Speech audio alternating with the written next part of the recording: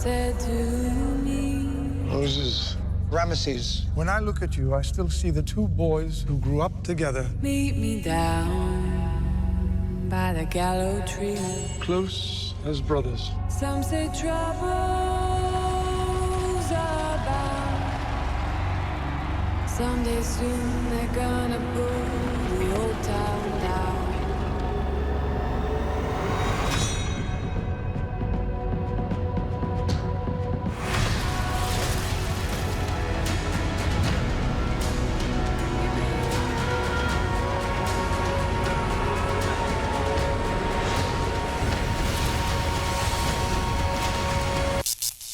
Riley, Christian, thank you very much for being with us today in Paris for your new movie as director, Riley. In fact, thank you. Exodus, Kings and Gods. First of all, I would like to know what was your first idea when you decided to do this one? I mean, you want to do something very spectacular, very close from maybe Gladiator and Kingdom of Heaven. You want to choose a good subject to work with Christian? The key about me is, I've said it before, my plan is I have no plan. I have no Good plan. thing. I have no plan. Yeah. And so I spend most of my time developing material that I want to do, but sometimes something comes out of the blue, which I go, wow, that's good, because I was more stunned by what I didn't know about this character, Moses. I still carried the old Sunday schools, you know, religious instruction thing where, you know, it was the basket and the reeds and all that stuff. And then the, of course, the commandments, which are kind of the logical basis of all the idea of stability and living together, and maybe the threshold of religion. And I thought, I'm going to do this. And of course, it suits me, because I love to create, without sounding pretentious, I love to create universes. After 400 years of slavery, things here have become much worse.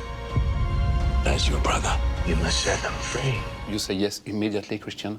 No. I immediately thought, well, yes. It was more like that. Yes, because of a very healthy self-doubt, I think. You know, because who wouldn't have self-doubt about playing such an iconic prophet? You know, the most important prophet to Judaism, one of the most in Islam and Christianity. Who wouldn't go? Yes, you know, and add to that. I was shaped kind of like Santa Claus at the time. I'd just finished doing a movie called American Hustle. I was here in Girth, and I had shaved my head completely. And Rid was doing a very wonderful job of acting as though he really did want me. He really did want me for the role, whereas I could see inside he was kind of going, who have I cast right here? Quick, get on the phone to the casting director and get somebody else. And he kept it to, he just looked at me and he went, oh, no, very, very short hair. Okay, and but for me, you know, there's the process of, I wanted to work with Rid. We'd met about 5 years before. I'd said, let's find something to do together. He ignored me for 5 years. Thanks, mate. And then better late than never, he called me up after 5 years and says, what about Moses? What a complex man. And like Rid said, that I hadn't seen that portrayed in its entirety. And if you read the Torah from beginning to end, he's one of the most fascinating figures you'll ever come across. At the same time, you feel a kind of pressure on your shoulder because... Of course, you want to feel that, you know? It's a very good kind of a pressure, and especially with a character who is so beloved by so many and so important in mankind's history. Deploy Armor Division to the north, Raw Division to the center, Tar to the south. Hold Seth in reserve. We should concentrate our strength in the center. You should concentrate yours on fighting. Leave the generalship to me.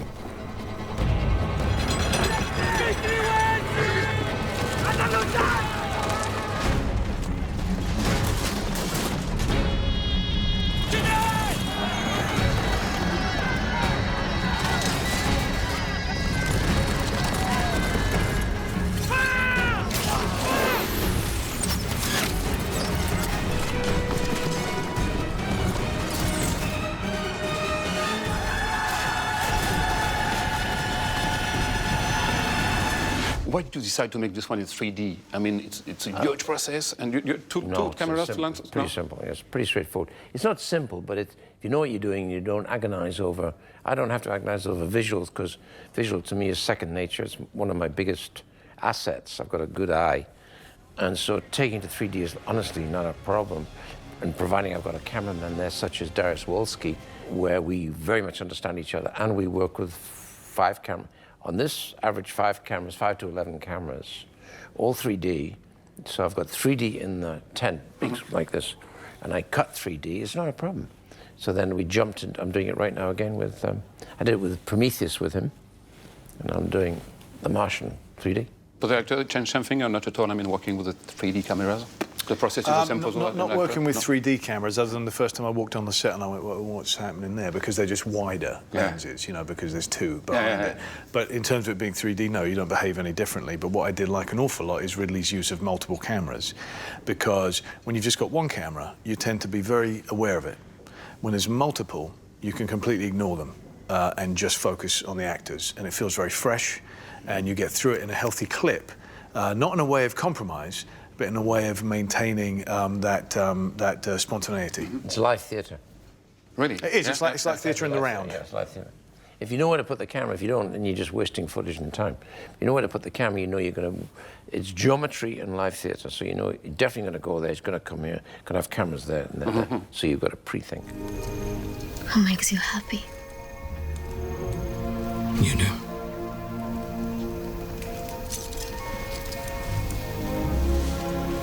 What's the most important thing in your life?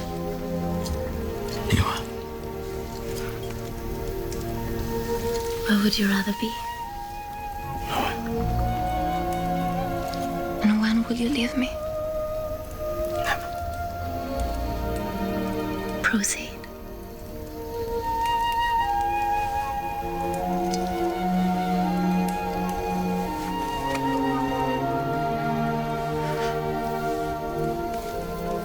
The most exciting or most challenging thing for you as a shooting like this is not really the CGI or special effects, it's just working with the actors? No, I love everything. I love the whole... I'm at the school of everything. I come from the school of everything. I think the 2 guys I got in the film industry because 2 directors struck me as school of everything. That was Lean. David Lean, yeah. And Kurosawa, Orson Welles. You have also the kind of reference when you prepare a role like this, and not really? I like to watch, some actors choose not to watch previous portrayals of characters. Obviously with Moses there's a number, most famously Charlton Heston's, but Burt Lancaster as well, and actually Ben Kingsley too.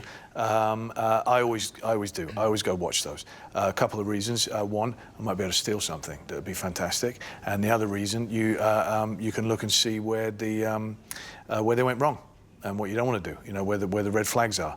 But most essentially, what I recognized is just the approach of Cecil B. DeMille's 10 Commandments, that under Rid's guidance, we wanted to reverse that completely. And so therefore, rather than Charlton Heston's wonderful portrayal, where he seems very lofty, and he's almost going to sort of levitate, that our Moses was going to be all too human as someone who was having to lift up these mountains and sort of carry this weight on his back, and to see that tension. So you have to find a good balance, I mean, between some character very human and iconic. He's all too human and then iconic in hindsight, right? But to him, he famously wrestled with God. You know, he famously fought against being given the assignment. And so he was someone who was full of many extremes, many contradictions, a man of absolute faith, but a man of serious self-doubt as well. A man who pursued justice, but sometimes by unjust means. He was such a complete and fascinating character that we could have made an 8-hour-long film about this man. So you're not his sister, then? Of course not. Place your arm on the table. Ramesses, don't take this any further. Don't take this any further. What?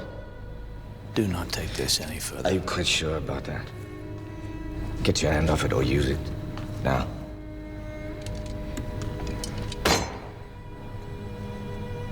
Come on, proceed. Babe, I'm going to ask you again. And if your answer is again no, I apologize for what happens next. Are you his sister? No. Yes! I like so much how you direct all your movie, and this one with a lot of special effects, like I said, but also the character-driven movie. It's amazing. Do you know exactly what you want to do when you arrive every morning on the set? Yeah, you do. I mean, and you have to, maybe. I'm lucky because I can spend a long time at art school. My biggest and formative years were at art school. So I spent a lot of time at art school, very good art school, Royal College of Art. And so I apply everything I learned at art school every day in preparation. Like the storyboard, I mean? Absolute storyboard. And you can get people to do it, but by the time you explain what you want, you may as well have drawn it. Because I can draw very quickly. So the board on this would be this thick, with the pages interspersed. So they'd be printed and issued on a daily basis to key personnel, including, you know, the actor who's going to be in the scene. You glance at it and go, oh, okay. Like the Bible of the movie. In a way, it's a Bible, but it gives us freedom to come off that. You've got to leave yourself open to, you know, let it flow. But if you're not prepped, then you panic. You can't panic. There's 700 people all standing there going, what are you going to do? You like to be involved in a project like this, I mean, not only as an actor, but also Christian Bale as a human being, because you have your own point of view, and you have to communicate all the time with the director. Yeah.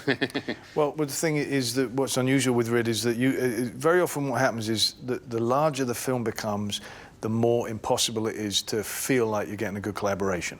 The smaller the film, absolutely. You're there with each other all the time, and you can change things at the spur of the moment. But Rid manages to marry the two beautifully. First off, we shot this in 74 days. Most of the directors would shoot this in 130 days, you know? That's wonderful that he's able to do that without making any compromises whatsoever. But then also that he's able to make such grand, epic imagery and intoxicating visuals, but still really focus on the human story, which is, after all, always the most important element. And that's the thing that fuels the fire of this incredible imagery. It means nothing if it doesn't mean something to the audience, you know? And that's what you've really got to try and do, is to have people feeling something.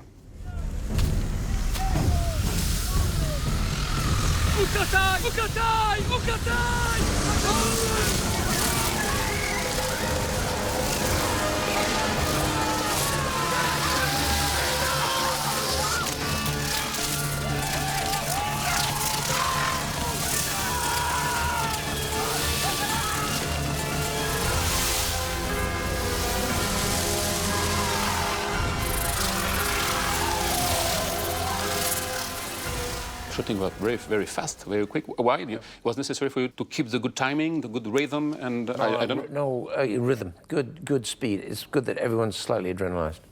It's good that everyone's slightly insecure. Like you said at the beginning of the interview. Oh yeah, you keep everyone on their toes. Well, it's very true. You know, you start doing too many takes, you get into a rut, you know? And you start to imitate what you've been doing, and it ceases being fresh. Whereas when you're constantly discovering it, then hopefully, you know, we're presenting something much more interesting for Rid to then be able to choose in the edit room. The confidence of an actor, because once it's talked through and the dialogue is down, there's no rehearsal. We walk in the morning, hi, how you doing? What do you got? I got a cup of coffee, let's walk over here, we'll look. I thought, okay, I'm gonna walk through it, yeah, we'll walk through it, and then we shoot immediately. That takes a lot of confidence, but there's a lot of adrenaline comes into that.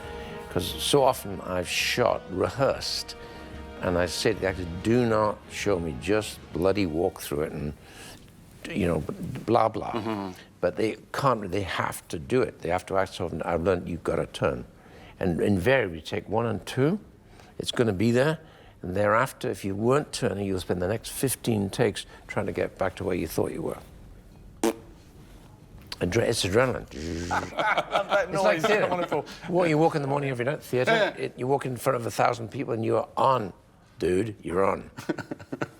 you like working like this? I mean, and in the same time you have to... Well, absolutely, because then you also don't know what the other actor's going to do. Yeah. So whatever your response is completely a natural response to the other actor, right? Like a tennis match. Whereas if you've repeated totally. it a number of times, it's like being asked to imitate that tennis match. And after a while, you're grunting, but you're anticipating that grunt. And I know that's called acting, but it's really best if you can try and prevent as much acting as possible.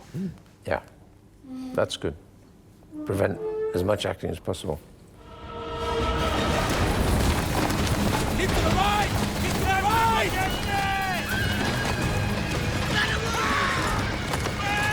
Remedy!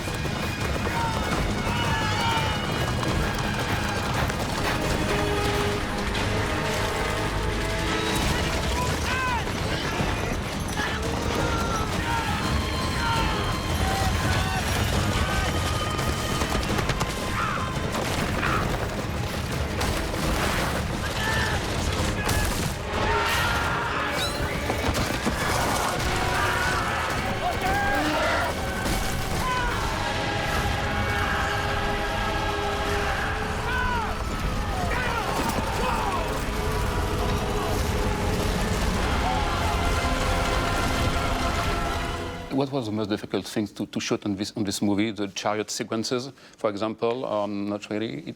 We only lost about 200 guys and about 200 horses. That's not bad. That's a good day. About 10 stuntmen died. That's even better than the TT race, isn't it? Yeah, it's all right. So it was very difficult, in fact. And the crocodiles, they ate each other, so that was really tough. I couldn't return them to National Geographic. Didn't need to give them lunch. Well treated the animals during the shooting, no problem. No With the animals, no problem. Nothing. So is it exciting for you, I mean, making a sequence like this? Oh, yeah. I mean, but we'll turn up with maximum 35, 40 chariots. That means a pair of horses. So that's 70 horses with guys who can literally drive a pair in hand, and they are strong. And you're on that road. That road is narrow. That road was from here to the rails. And they didn't quite have the drop that I put in, but sometimes there was a drop that would definitely kill you. Yeah. It would definitely give you a horrible headache, but it would actually probably kill you, because those chariots weigh 600 pounds, plus you've got the horses, and you've got 35 all going down the hill as fast as I can possibly make them to be sensible, which maximizes out down a hill about 18 miles an hour. You get on top of a horse 18 miles an hour, look down over the edge, it's scary. What do you expect about the audience? Do you have the background of the audience, and you're very curious? I mean, what do the audience think about the movie? I mean, I do, because that's what we do for a living. We are here to entertain. Never forget that. We're here for entertainment. I don't care whether it's a documentary or it's theatre or it's a big film. We are here to entertain. But the only person at the end of the day that matters to me is when I'm in the editing room or in the mixing theatre, I look at the film and go, okay, that's it.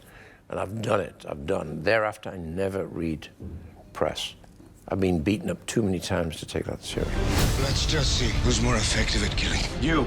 Or me.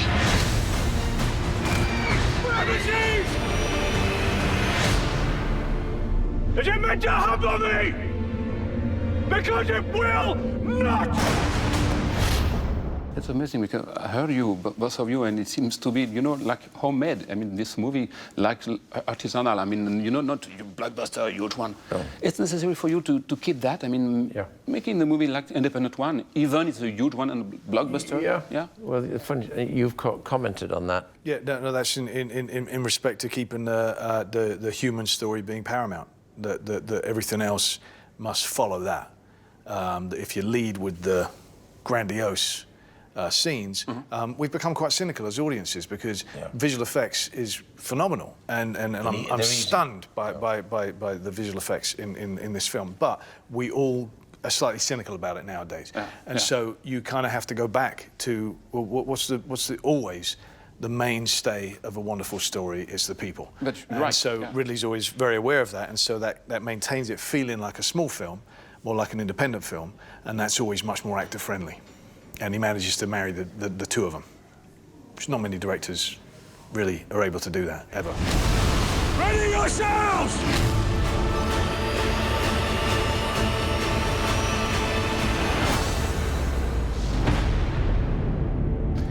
Merci beaucoup, Ridley et Christian. Merci infiniment. Merci. It was a great pleasure. Thank you very much. Merci, Christian.